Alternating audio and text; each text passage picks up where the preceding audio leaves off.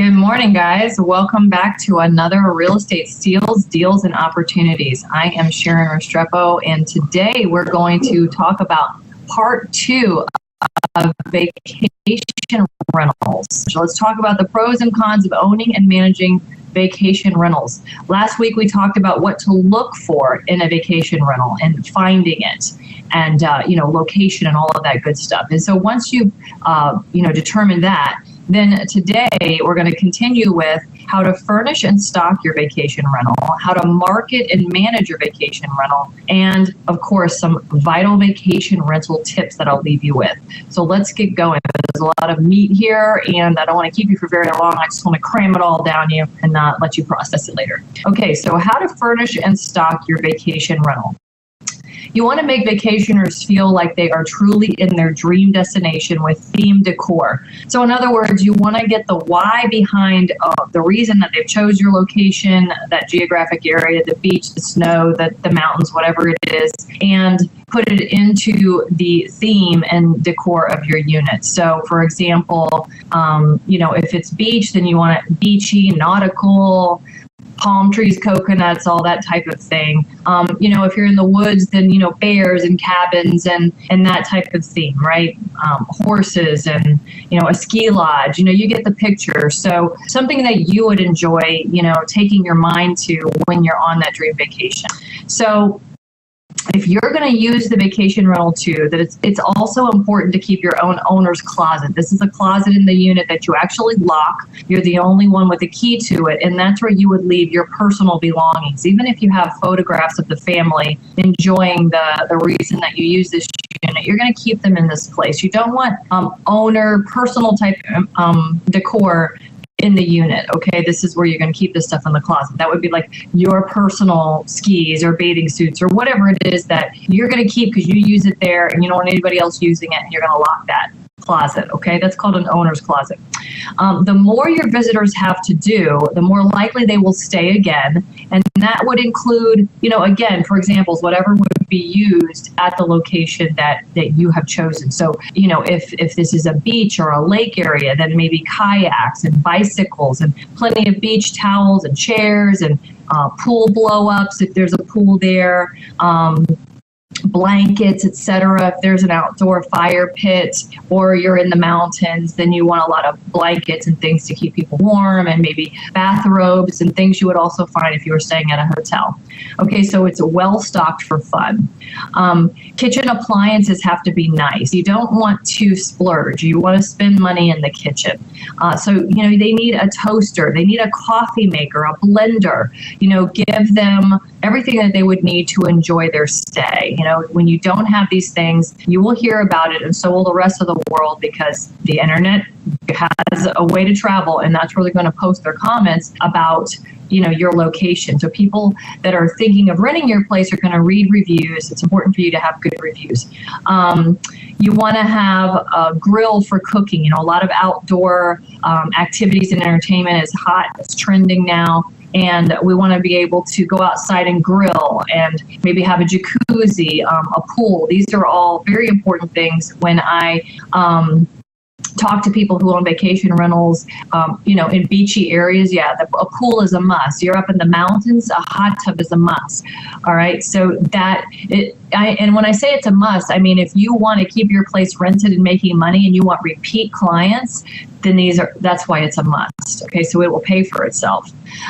The outdoor fire pit, guys, these things are easy and cheap to build, and it just draws people outside, gives them something to do at night, and even with the sticks, I can't even think what they're called right now, that you're going to do marshmallows on and hot dogs and whatever. You want to give the idea to them, this is the lifestyle, hey, when you stay here for this week. And so outdoor seating, etc. So, that it's very inviting no matter what part of the unit that they are in. And then do not skimp. This is the thing that will get you bad reviews. You don't want to skimp on bedding. The mattresses need to be comfortable. The bedding needs to be nice and not deep. And there needs to be plenty of towels. My understanding in research and owning our own is that vacation renters will go through towels. I mean, if you travel at all, you'll notice that in the last decade, it became even more popular at hotels, that they have signs in the bathrooms now. Hey, please try and reuse these towels. Don't leave them all over the floor. Reuse, reuse, reuse, because, it's people just blow through towels. So, the same thing for you. You want to have a lot of beach towels too. They're on vacation. They don't want to come back and do laundry. They'd rather go through the 100 beach towels you've got there than wash a few. All right. So give them what they want. Okay, so now how to market your vacation rental. The best way to market in today's world is technology, right? So it's websites. And now here's a few that are, online, taking place today, in today's time. If you're watching this webinar 6 months from now, a year from now, man, there could be a million more, and the ones I'm telling you now will be bought out by others, okay? So these would include Airbnb, which actually Air means internet, and B&B means bed and breakfast. So that's what that stands for.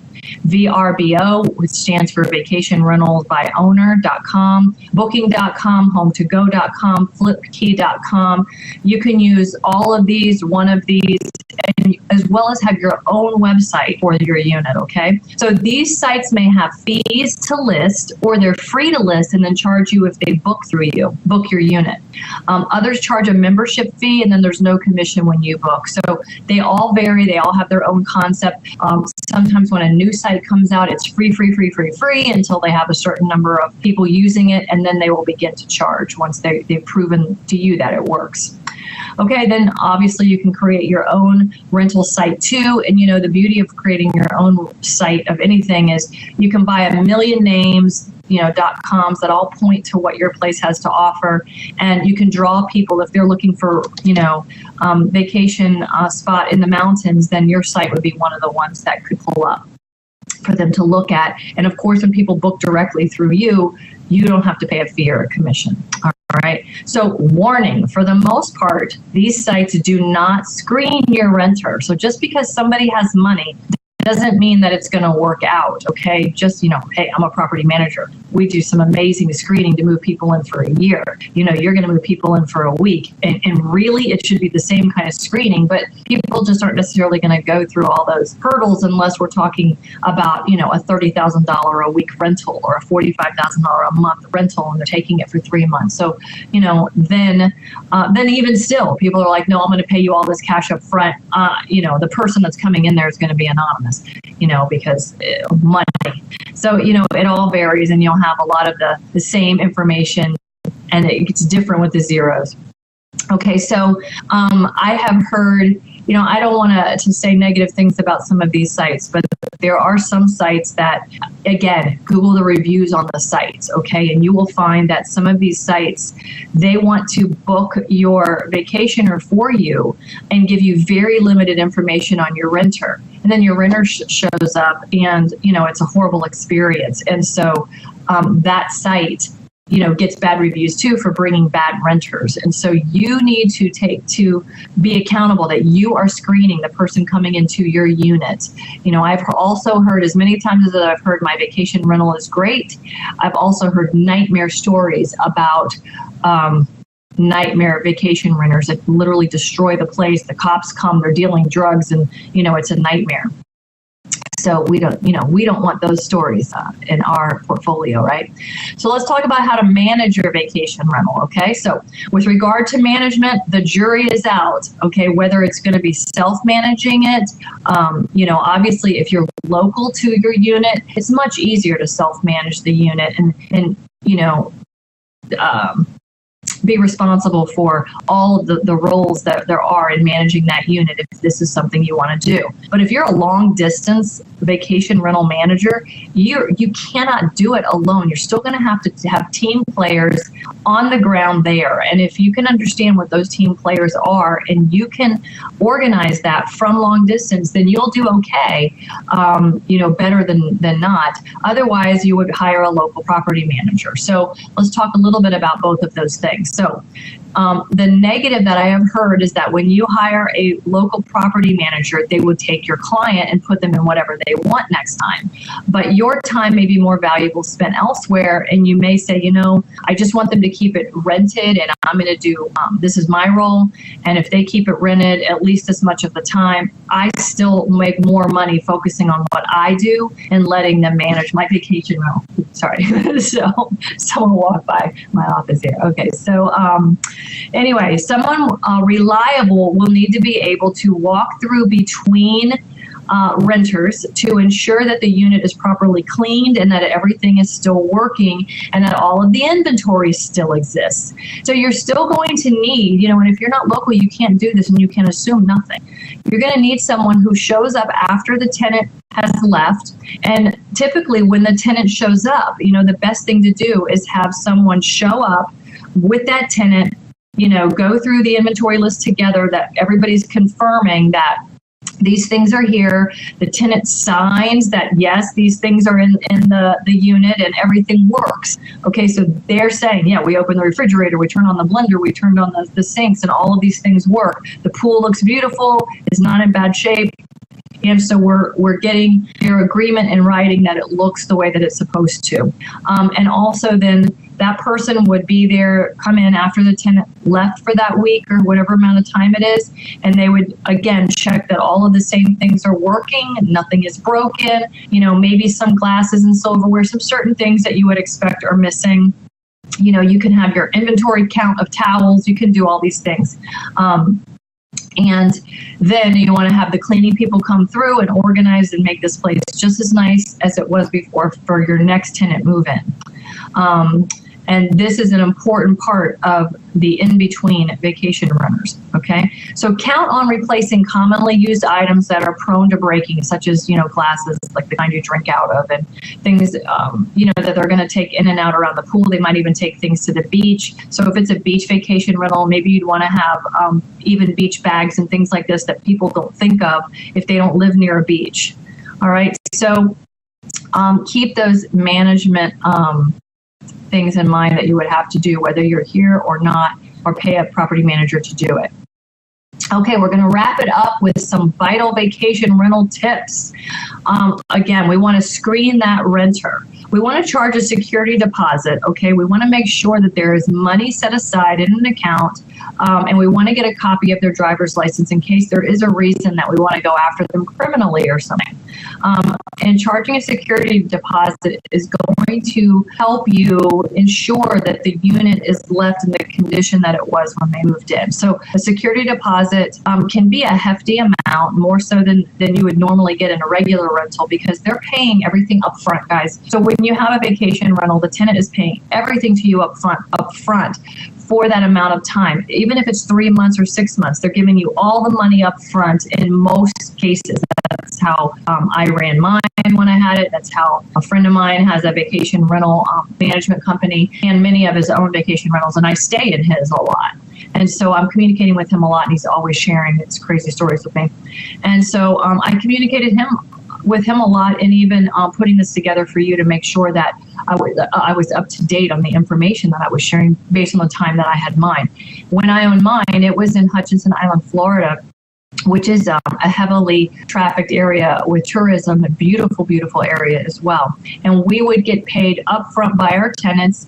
And the beauty for us is that the first year we owned it, we did have we paid an interior designer to come in and decorate it and furnish it like the model that was being sold still for the new construction condos nearby. It was gorgeous, beautiful, very beachy. We said, go look at that. And with our budget, make ours look like that. And so the first 2 renters that we had that year that took up the 2 portions of the year, they came back and they repeated annually. So that was it for us. After the first year, those same clients came back, and it was a great relationship.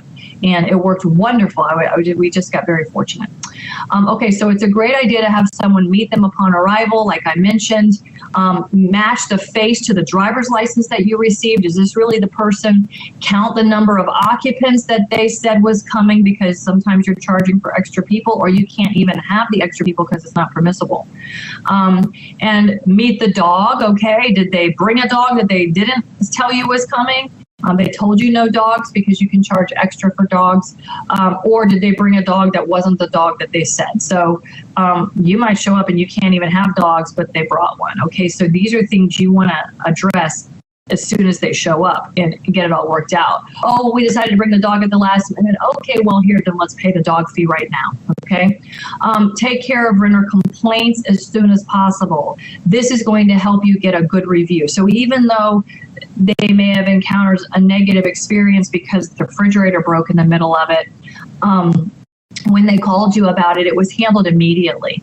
And this can happen when vendors are 24/7 reliable vendors, like, a warranty appliance contracts. And so I'm not big on those as a property manager. We have our vendors set up to be out there. But if you have a vacation rental situation where your tenant is there for a week, it's not like they live there for a year. They're there for 1 week and that fridge just went out, then you want to have somebody who is there no matter what time of day and they're on it for you. And so this is where those appliance warranties can work for you, and they cover AC, they cover the big items, the appliances, and, and it's one phone call for you and they're out there immediately taking care of the situation. So then your review comes back, we had this problem, but they corrected it immediately. And that's what you want. You want a negative to turn into a positive review for you. Okay, so you want to keep a contents inventory so that you always know what's supposed to be there and that even your tenant knows, hey, this is a copy of the inventory. And, there's a renter's book or an owner's book, a visitor's book that you have that's on the coffee table. And this is great to have in your vacation rentals. And it's maybe menus from all the local restaurants and a local yellow pages or white pages book. I know, yes, a paper book that you could have there. And this is showing them all of the hot spots to go to. And maybe, there's, hey, you can go here for scuba diving. You can go here for your bait if you want to go fishing. Here's the local charters for this, or ski lessons, or, whatever it is.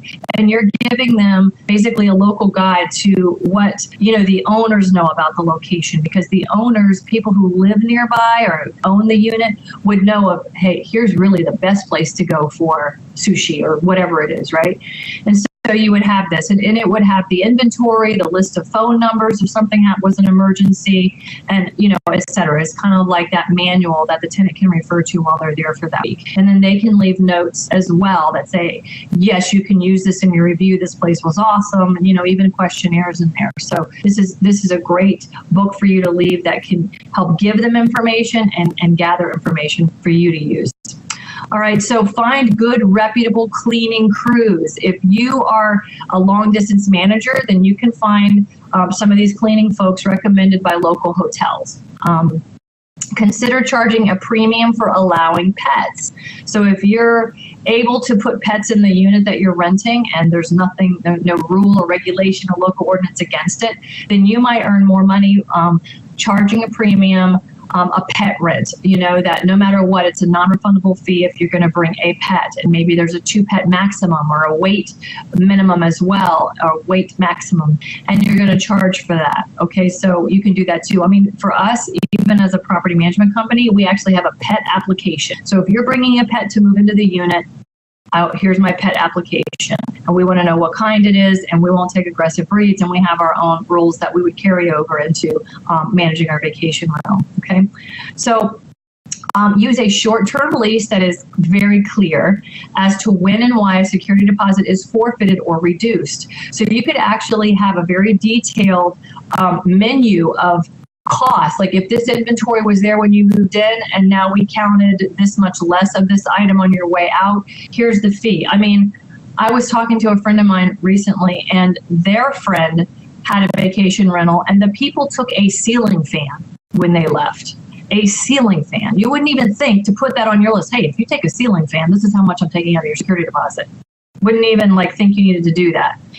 So because you are renting these things furnished, you really might want to itemize these furnishings. So if somebody burnt it, lost a cushion, whatever they're going to do when people get crazy, you're actually going to deduct from the security deposit for these items. And that way it is very clear that there is a clear understanding of what it will cost you if you don't return this the way that I gave it to you. Okay. Search the sites, these online rental sites, to compare other rentals to yours. So if you are trying to decide what you might be able to get for rent, then you're going to search these other sites and go, what are other people near me getting? What are their amenities? What's included? How nice does the unit look?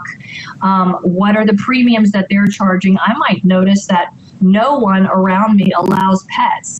So I might think, well, I just won't allow pets either and not have to deal with it. Or maybe I'm going to allow pets, charge even more of a premium than I thought because it's going to get me more renters because somebody with a pet will have no choice but to rent from me.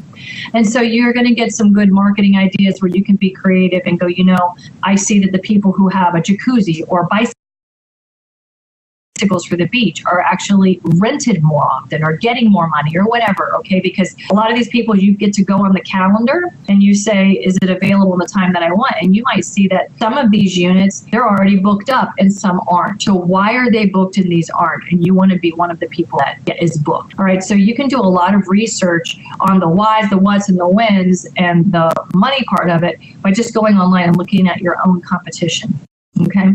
So lastly, good online reviews will keep you rented, and repeat clients are common. So do your best to make them feel at home. Some people even have like welcome baskets, and maybe they get their own welcome to Florida t-shirt and beach towel and a beach tote that says, the name of the city or, location that they came to, West Palm Beach, tote bag, and there's a towel in it, some suntan lotion, and it's just a nice gift when they arrive, and they can use this now to go back and forth to the beach or the pool or whatever.